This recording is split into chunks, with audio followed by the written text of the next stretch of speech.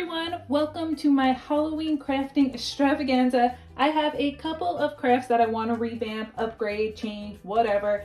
Starting out with this one, which if you've seen my previous videos, this is from the Dollar Tree in the $5 section. However, it is not sturdy and it being outside will definitely warp, it won't last. The goal was to not invest any more money into this. However, in order to waterproof it, I kind of looked online, and because this material, cardboard, whatever it is, can be porous, I don't want to risk ruining it.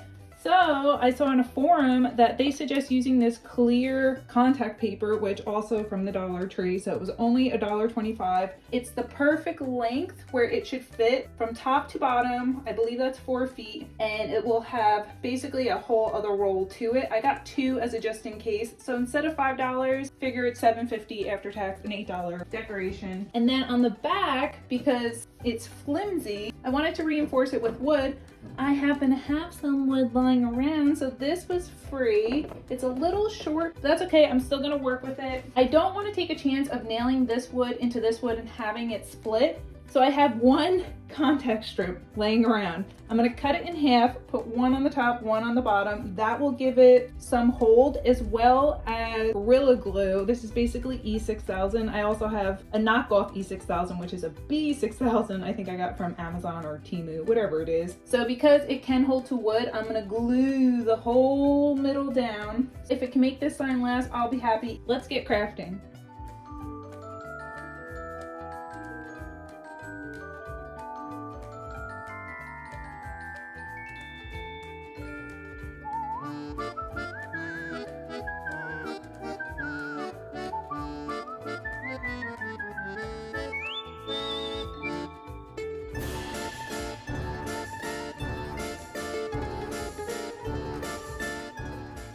So far, this is what I'm working with. I'm embracing it. Air bubbles and all, I don't care. It's going outside. So now I just need to patch these corners, patch those corners, and then I can move on to the back. One thing that's good about covering the back is ain't no one gonna see and it don't matter. So I was able to cut the contact paper into smaller pieces, so it was easier to use versus like that one big piece on the front. Everything is waterproof, or we're gonna call it that. I might put a little bit of glue or something in the corners just in case if it rains, since I did cut those out. Also, I highly recommend if you do this project at home, do it with someone else so that way they can help you. Doing this with one person is super hard, and I think that's why I'm like, nah, I don't care how it looks. It's creepy, it adds to the aesthetic, or at least that's what I'm telling myself. Wish me luck as I tackle the back. Cut in half, one on. I don't even know if that's gonna hold. Oh, it's gonna add thickness to it, so I don't know if the glue will be able to touch it. Whatever.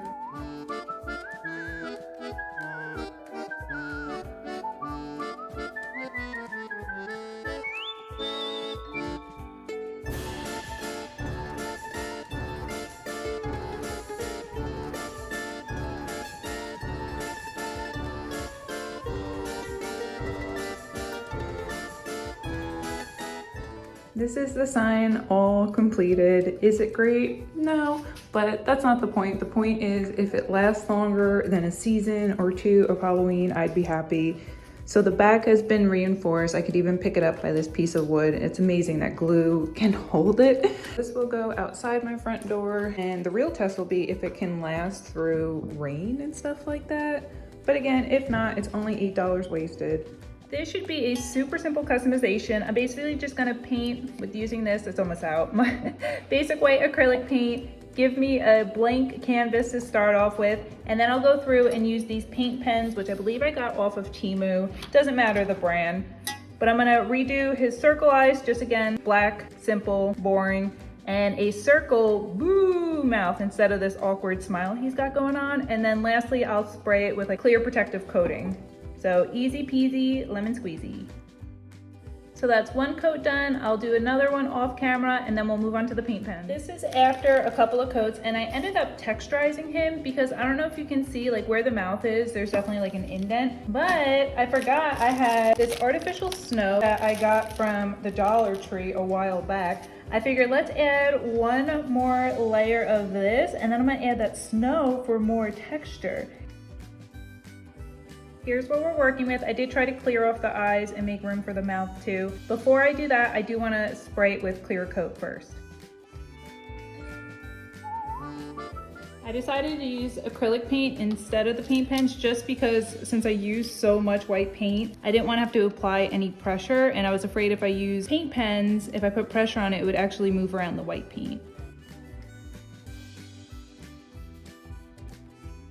Here is the final result of this little crafty. Again, nothing crazy. I do think it looks a little better though, so hey.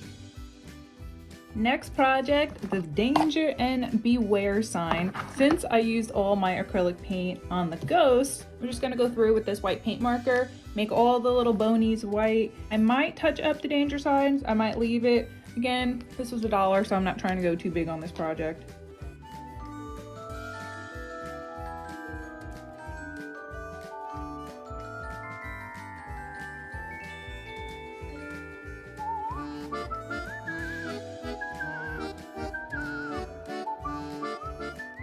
So here's how we're looking. The last thing I have to do is just spray it with a clear coating. I'm gonna go with matte just because that's the vibe. I did switch the red to orange just because that's more my theme color outside rather than red. And the best part about this is because all these little bone parts were already raised, it gave me a shape to go off of. Not bad. Come with me outside, I'll spray this down and then I'll finish this one off camera and we'll look at them both. Here are the two signs after customizing them. No money invested, I just used whatever I had around the house. Is it perfect? No, but you know what? If it doesn't last longer than a season, I'm not mad at that either. I have one more project to do and then I'm all finished up. You guys remember my little ghosts that I got from Temu? So I want to customize them just because this pink and yellow floral vibe's like not really my thing. Instead, orange and purple. My plan is to turn his thing into like a bed sheet and do little purple and orange flowers all around, and then I want to change hers to a purple orange crown and give the dog the purple orange sheets. She'll stay white, and this puppy will stay white, but I want them to be a family. White sheet, orange, purple, orange, purple, orange, purple. I think it's better if I just jump into it and completely winging it, and then you guys can maybe see my vision. Maybe it'll be a mess, but you know what? $10 total. That's what I'm hoping I don't mess up.